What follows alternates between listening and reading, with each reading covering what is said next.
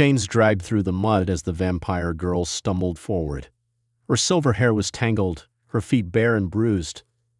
The collar around her neck glowed faint red, a magic seal that burned every time she tried to resist.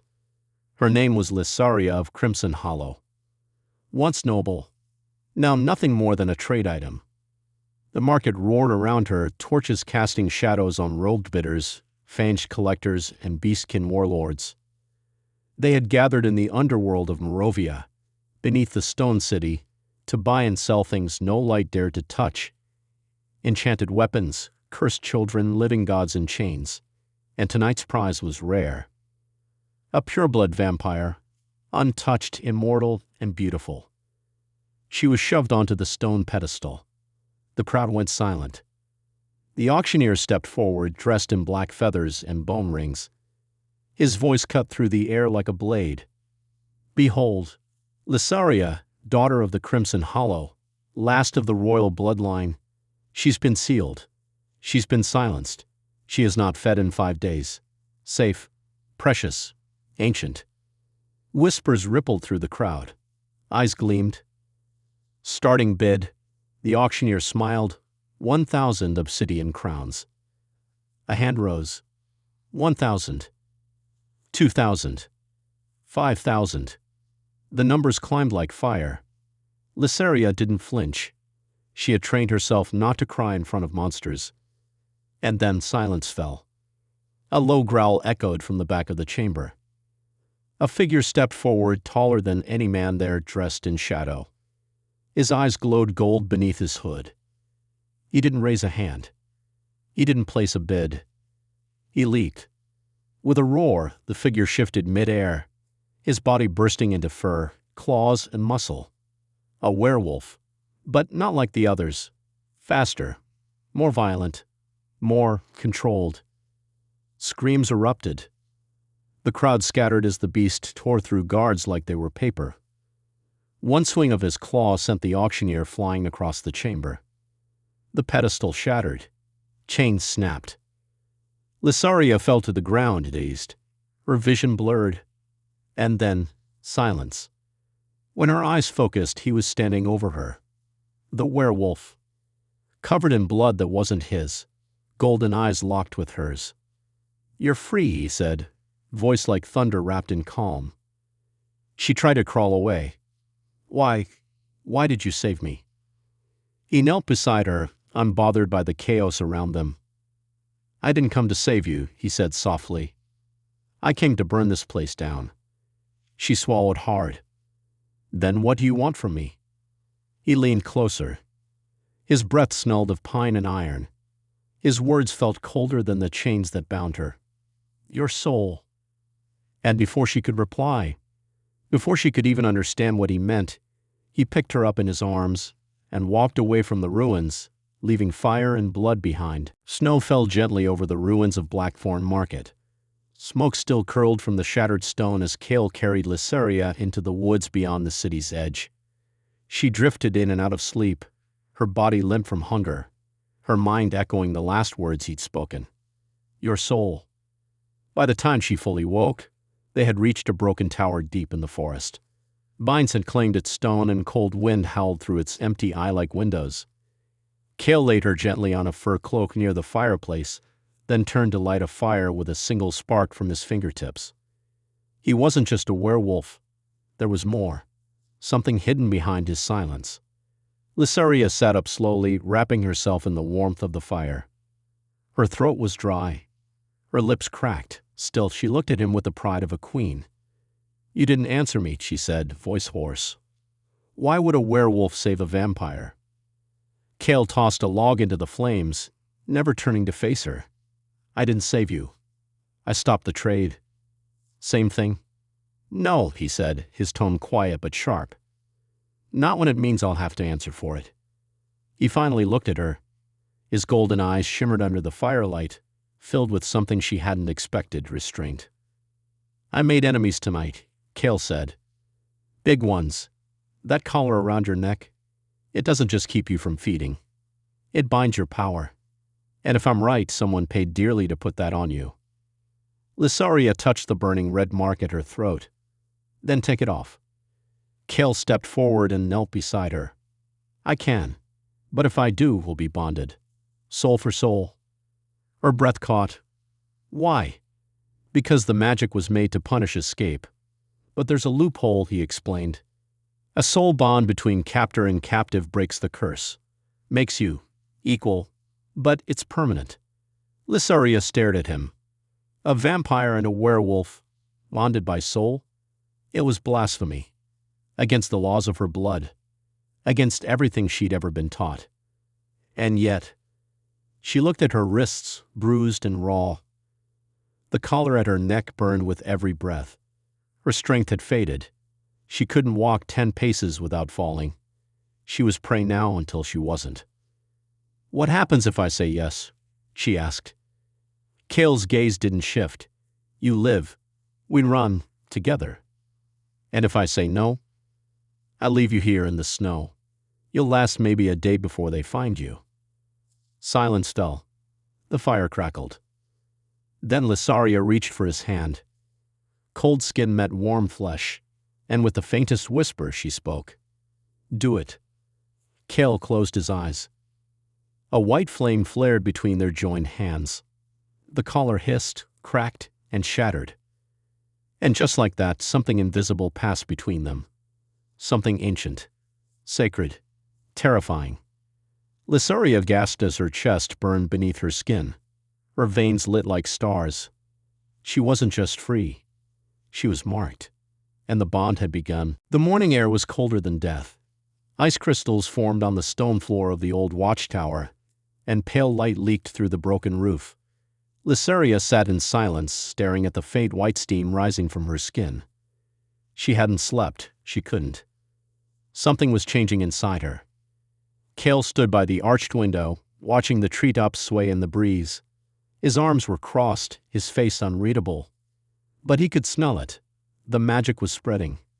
Fast. She pulled the collar of her cloak aside and looked at her chest. The mark was there now, etched just beneath her collarbone. A swirling sigil made of ash and silver, glowing faintly with her heartbeat. It pulsed like a second soul. It burns, she whispered. Kale turned to her. It's the bond. It's not supposed to hurt, unless what? She snapped, standing on shaking legs. Unless you're resisting it. Lysaria's fangs peeked through her lips as she stepped closer. I didn't ask for my soul to be chained. Kale didn't move. You said do it. I said save me, not change me. You're not changing, he said, eyes narrowing. You're waking up. She clenched her fists. What does that mean? Kale walked slowly toward her, like he was calming a wounded animal. That mark is more than a seal. It's ancient magic. Before the bloodlines, before the clans, it connects two souls, not just in power, but in purpose. Purpose? Lysaria's voice cracked. I've been bought, sold, and traded like gold since I was 15. Don't talk to me about purpose. Kale looked at her, not with pity, but with something colder. Then decide what you want to be now. Silence swallowed them both. Lysaria turned away, gripping the wall for balance. Her breath was heavy. Her body felt like it was on fire and frozen at the same time. Her reflection shimmered faintly in a pool of melted ice on the floor. She stared, and what she saw made her step back in horror. Her eyes, one was still crimson, but the other, gold, just like his. No, she whispered. No, what have you done to me? Kale didn't answer right away. He knelt at the fire, tossing in dried herbs that filled the room with bitter smoke. I told you, he said, voice low. The bond runs both ways. Lysaria's hands trembled. So what now? I become like you. No, Kale said. You become something neither side has ever seen before. She looked down at the mark again. It was spreading, tiny lines branching toward her heart. She wrapped herself in her cloak and stumbled toward the door. Where are you going? Kale asked. To find answers, she growled. Before this thing eats me alive. Kale stood. Then I'm coming with you. She paused in the doorway, half turned, her hair catching the wind. You think I'll let you follow me? He gave a small smile. I don't think you have a choice anymore. She didn't reply. But she didn't stop him either. And together, they walked into the snow-covered forest, two cursed souls bound by fire and fate. Far from the frozen woods, in a stone fortress carved into the side of a crimson cliff, King Varric received the news. The messenger kneeled, shaking before the throne of bones. The auction was destroyed, the man stammered. The vampire girl, she was taken. By a werewolf. A growl rumbled through the hall, deep as thunder. The king rose, towering and broad, with fur lining his shoulders and silver rings on each clawed finger. Who?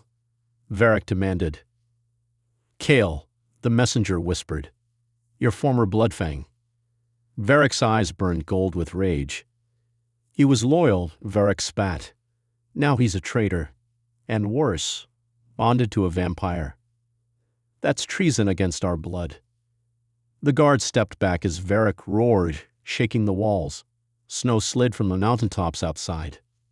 Find them, the king bellowed. Bring me the girl. Bring me Cale's head. In the forest, Cale and Lysaria trudged through snow that reached their knees. Days had passed. The hunger in her bones had grown unbearable. She hadn't fed since the night of the auction, and now every breath felt like a blade slicing her chest. Still she pressed on.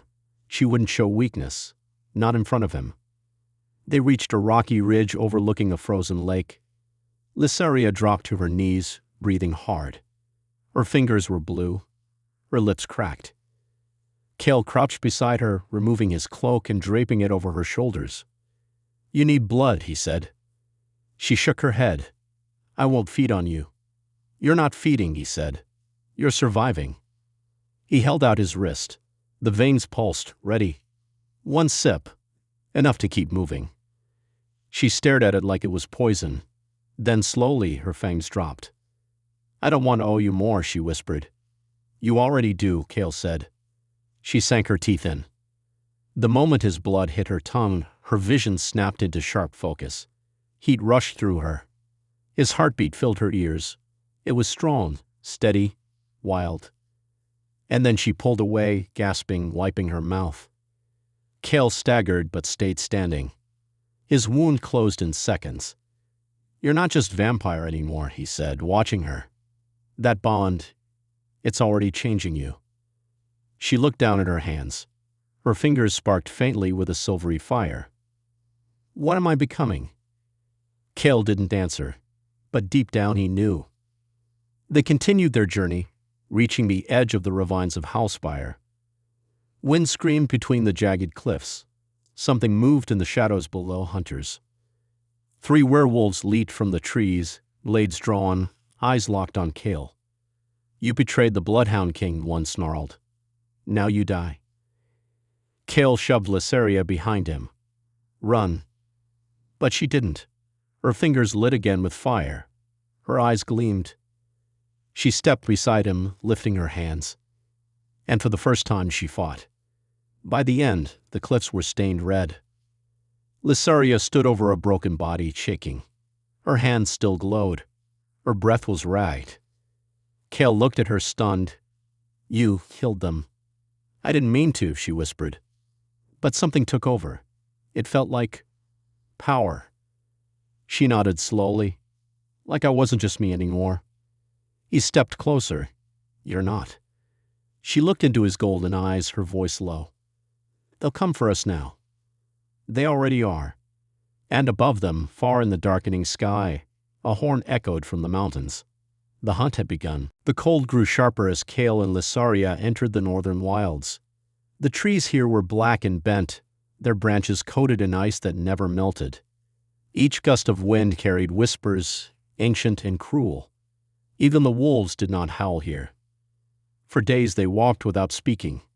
Each step felt heavier than the last. Cale's wounds ached beneath his armor.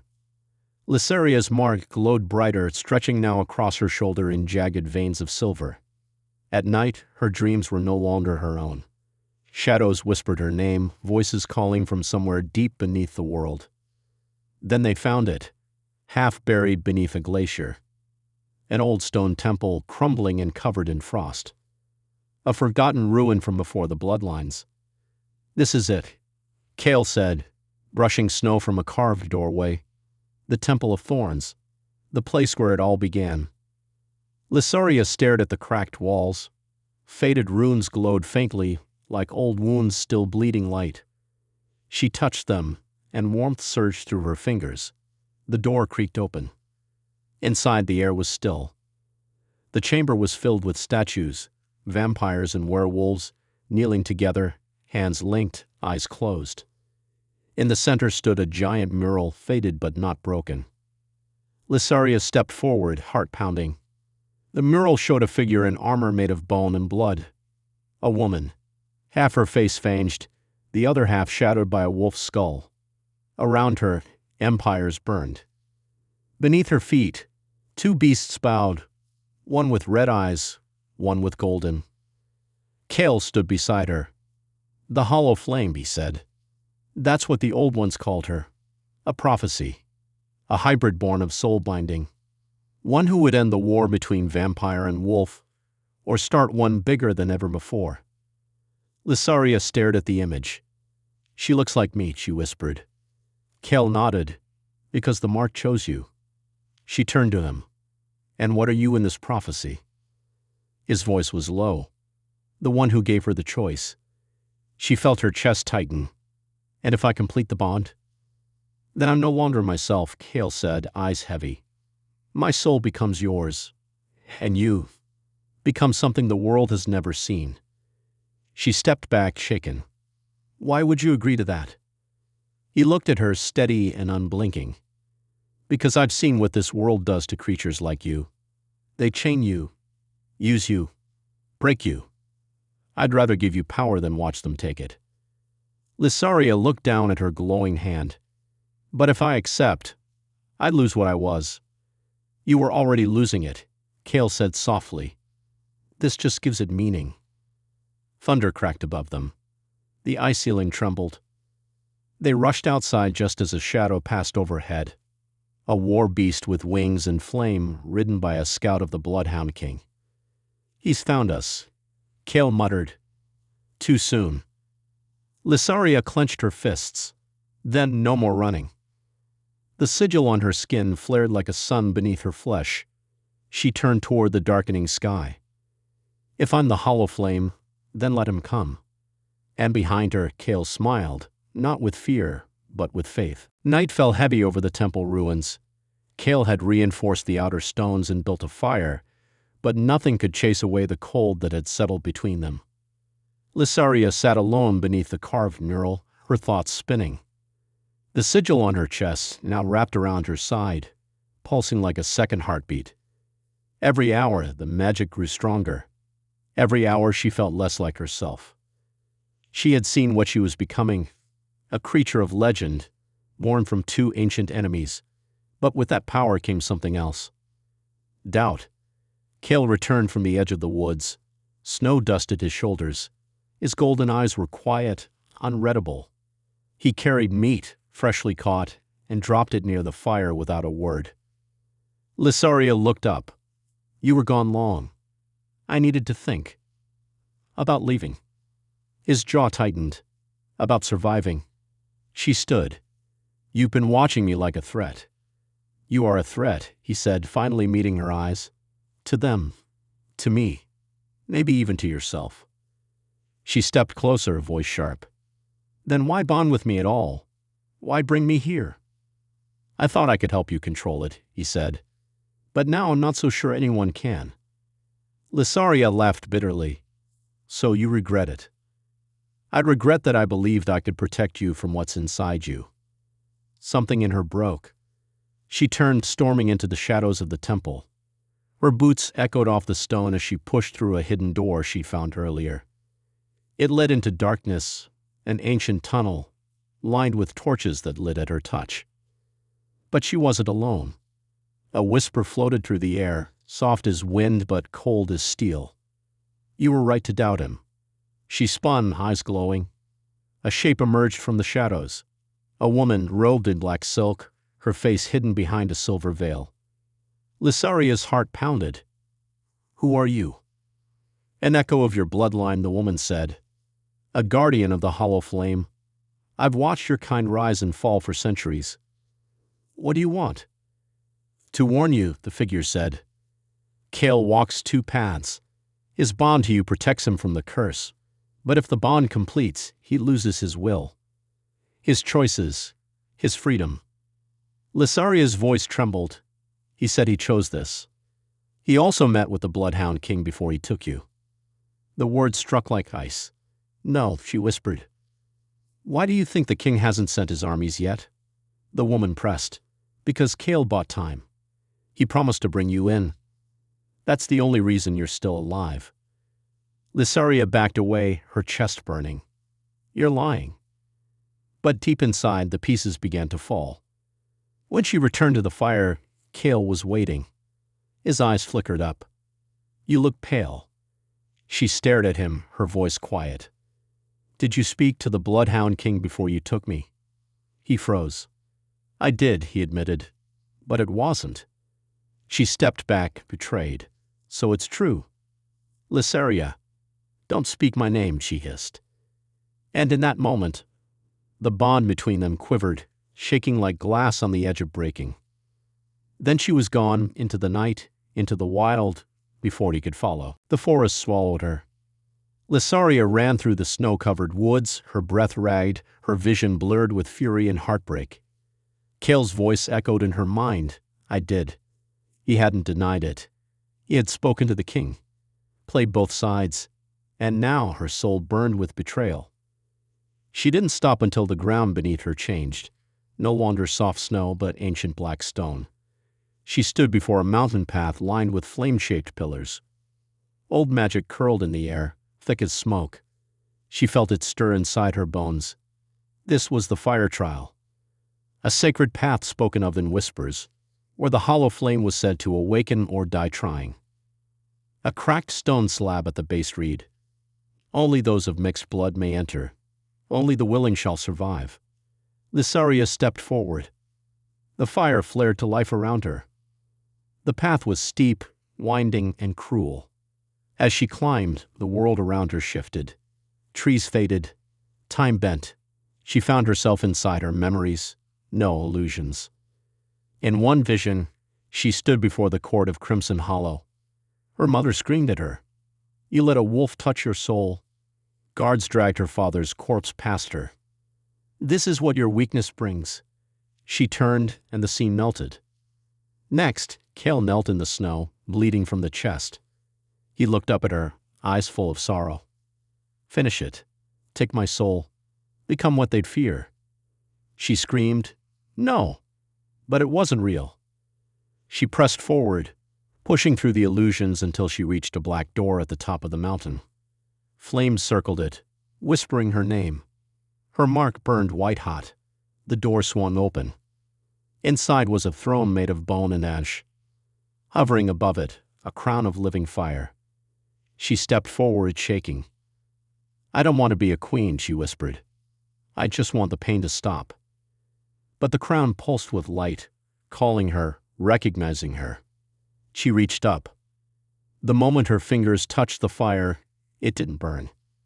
It wrapped around her, slid into her skin, her blood, her bones. Her mark exploded in a brilliant flash that lit the entire sky. When it faded, she stood in armor forged from her own blood and flame. Her eyes, one crimson, one gold, burned with new purpose. She had passed the fire trial. She was no longer just vampire, not just bound to a wolf. She was the hollow flame. Behind her, footsteps echoed on the black stone. She turned slowly. Kale stood there, wounded, silent, his eyes hollow. I followed you, he said, not to stop you, to see if you'd survive. Lysaria didn't speak. He dropped to one knee. I chose you, Kale said, voice shaking. Even when I knew it meant losing myself. She looked down at him, then extended her hand. If you still mean it, she said softly, then give me your soul willingly. Kale looked up, pain and peace flickering in his eyes. and he placed his hand in hers. Dawn broke in red across the mountains as Lysariat and Kale stood at the edge of Ironhowl Valley, the final battleground. Below them, the Bloodhound King's army stretched like a dark river across the snow. Thousands of wolves in iron armor, war beasts snarling in chains, banners of black and silver flapped in the bitter wind. At their head, King Varric sat atop a throne made of bones dragged onto the field, his golden eyes locked on the ridgeline. He had waited long enough. Lysaria stood tall in her new armor, blood-forged and burning with faint flame. The crown of the hollow flame rested above her brow like it had always belonged there. Her silver hair whipped in the wind, and the mark on her chest pulsed like a drumbeat of destiny. Kale stood beside her, cloak torn, armor scorched, but eyes steady. His soul was already half bound to hers. He had given her everything, his loyalty, his blood, his fate. But it wouldn't be enough unless the bond was sealed. Below them, the war horns blared. Kale turned to her, breath heavy. "We won't win this without the final bond." Lysaria nodded. "Are you sure?" He gave a faint smile. "I was sure the moment I broke your cage." She reached for him. "Then give it freely." Kale took her hand. "My soul for yours." The moment their hands touched, light erupted. Not just light. Heat. Fire. Energy. The bond completed, and the mark on her body exploded in brilliance, wrapping around Kale as well. He arched back, letting out a cry that was part agony, part rebirth. When it ended, they stood as one. Sheath, the hollow flame. He, the soul-bound fang. And the sky itself seemed to bend to them. They descended into battle like gods. Lysaria moved like lightning, her hands casting arcs of silver fire that disintegrated anything they touched. Her voice echoed through the valley, commanding flame to rise from snow and devour the enemy's front lines. Kale shifted mid-stride, his wolf form bigger than ever before, eyes glowing with her flame. He cut through soldiers like a storm, guarding her left flank without missing a beat. They moved together, not just as allies, but as a single force. King Varric finally rose. He leaped into the air, landing before them with a crack of stone and rage. "You've defiled the laws of blood," he roared. "You've turned your back on everything we were." Lysaria's eyes blazed. "Then we'll build something new from the ashes." The fight was brutal. Varric struck with the fury of an empire. His claws tore stone. His howls shattered ice. But Lysaria matched him. And when Kale was struck down, pierced through the chest by Varric's silver blade, she screamed so loud the air itself split. She caught Kale as he fell. "Don't leave me," she whispered. Then, with trembling hands, she placed her forehead to his and poured her soul into him. Light consumed them both. When it faded, Kale opened his eyes, changed, not just alive, bound. He stood again, and together they turned to face the king. And what came next was no battle. It was reckoning. The Bloodhound King fell that day. The valley burned clean. And when the ash settled, the world was changed. No longer vampire. No longer werewolf. A new legend was born.